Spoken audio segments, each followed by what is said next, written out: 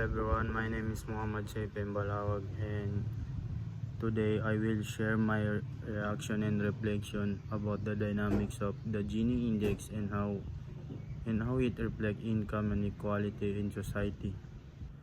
The Gini index is a tool used to measure how equality or inequality income is distributed among people in a country.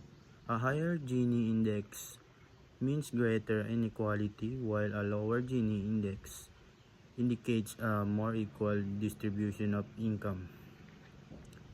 My reaction, what caught my attention is how the Gini index changes over time. When a country's economy grows, we often expect everyone to benefit. However, the Gini index shows that economic growth does not always lead to equal opportunities for all. In some case, the wealthy become wealthier, while low-income families struggle to improve their living conditions.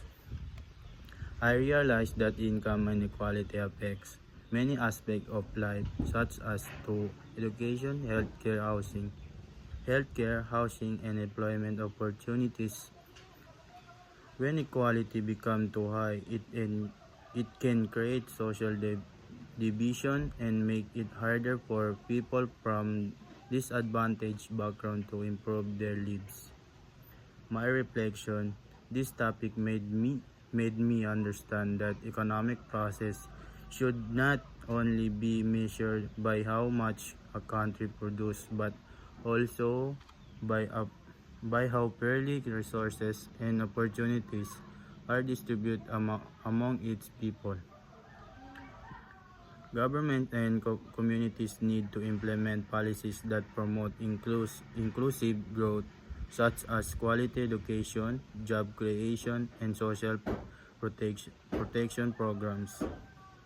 As a student, I learned that